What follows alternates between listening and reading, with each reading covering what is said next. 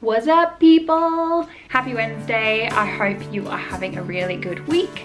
So today on the channel, I wanted to explore what to take stand-up paddleboarding. So I'm going to be going through my trusty dry bag and giving you an insight into what I take paddleboarding, and hopefully this may inspire you. There's some things in here for, well, a lot of the stuff in here is kind of like essential kit, safety stuff, and that kind of thing. So let's get started. So first of all, obviously we've got the fact that this is a waist pack. It's a waterproof waist pack. These are available at the moment on the SheSups website. So if you like one of these and you think it will be cool to hold all your stuff, head over to www.shesups.com and order one for yourself.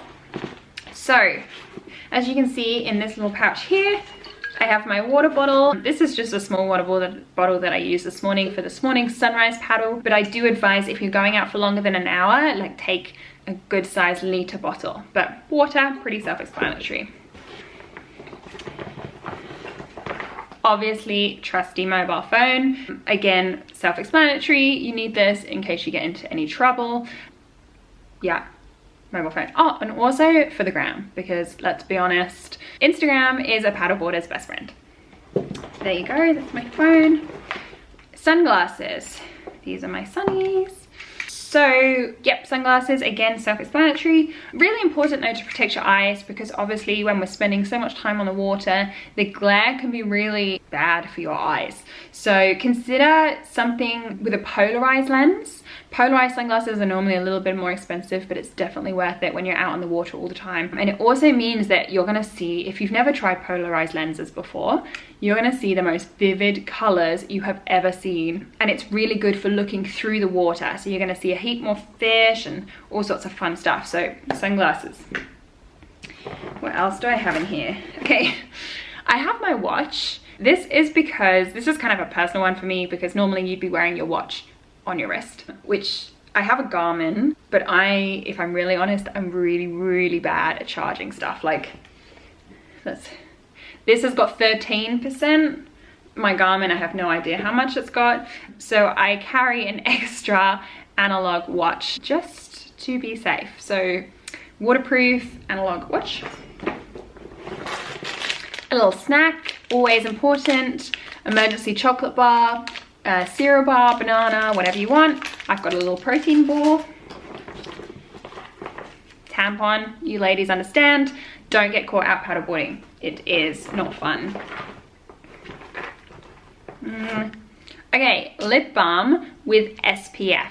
So again, I mentioned before about the reflections off the water and how it can affect your eyes. Similarly, I find my lips get so dry. So make sure you get a lip balm that has got SPF in it. So mine has got SPF. I don't know if you can see this. It's not gonna focus. Anyway, you can believe me, it says SPF 15. And then of course, a little bit stronger actual sunscreen. So top tip, apply your sunscreen before you go out paddleboarding. You will find having sunscreen on your hands really annoying for when you're trying to hold your paddle. So apply before you go out, like an hour before, and then just carry this on you so that you can top up on the way. Hand sani, obviously really important at the moment with coronavirus, but also I think just something really helpful to carry. You know, for example, if you had an injury and you needed to, you know, sort yourself out, you want to know that you have clean hands when you're doing that. So hand sanitizer. What else? Okay, speaking of that kind of thing, so I've got a range of, yeah, I don't have much in here at the moment, but I have a range of kind of personal first aid items. So like some paracetamol, some big plasters, that kind of thing. So normally if I'm going out on a long paddle, I'll take an actual first aid kit, but just for kind of going out locally for half an hour or so, or an hour, I might just have a few essentials in my dry bag. So a little bit of personal first aid kit, that's what's next. Tissues. So this is my buff.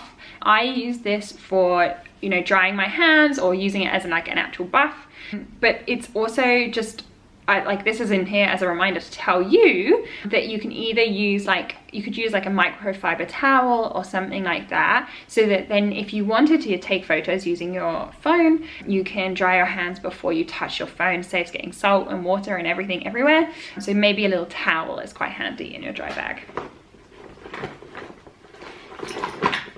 A whistle. So obviously this is more for me as a SUP instructor. I use a whistle quite a lot. However, it's also a kind of handy safety piece of equipment. Obviously, if you get into trouble, then you can use your whistle. I just advise learning a few whistle signals, like universal whistle signals. So there are certain things that mean like help, and there are certain things that mean like go away. So yeah, if you get a whistle, know how to use it. This is my silent air remover. This is specifically for me because I have an inflatable paddleboard. So those who have an inflatable know how loud it can be when you deflate a board. So this means that if I need to deflate my board, it's nice and quiet. A screwdriver. So this is a paddleboarder's best friend, and no one even realizes it. There have been numerous times where I've been, that's fluff. Okay, there have been numerous times where I've been out paddleboarding and I have an adjustable paddle, so I can adjust it for my height.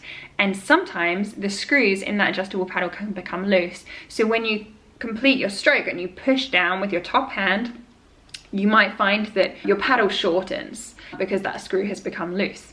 Therefore, I always carry a screwdriver so that I can tighten up my paddle mid-paddle and not have any problems with a loose paddle. Okay, fine. Two final things. This is a sunglass strap. Goes around your head and attaches onto the sunglasses. Obviously, if I had my sunglasses on, I would probably have this on as well. Really useful piece of kit. And finally, this is kind of to do with first aid again. Some kind of electrolyte tablets or something that you can add to your water. If I'm going on a really, really long paddle where I'll take lunch and that kind of thing, I might carry, so a bottle this size with electrolyte water in it. So like with one of these tablets in this water, and then a whole liter water, like plain water bottle separately, just so that I can kind of switch between the two and make sure that my body is getting enough hydration during a paddle. I really find that sometimes on long paddles, I guess because you sweat so much, when it's really hot, water just doesn't do it in terms of making sure my body is hydrated. So I always carry some of these on me. You can get all sorts of different things. There it is. Yeah, and I think that's it. I also have some Mentos, but that's not really essential. But that is my stuff that I take with me when paddleboarding. So yeah, I'm gonna put all of this in a blog post as well as this video on YouTube. So check out the links below this video. I'm gonna put a link there to the blog, which has got a few other things that you might wanna consider taking while you're going out paddleboarding. You can find out why I like duct tape. That's one of my favorite things to take out. All will be explained in the blog. I'll save that one for there. So check out the links below. Hit subscribe if you'd like to see more of these videos. I post every Wednesday discussing all things paddleboarding and getting your questions answered. If you would like one of these dry bags, don't forget to head to shesups.com.au and I will see you next week. Thanks guys.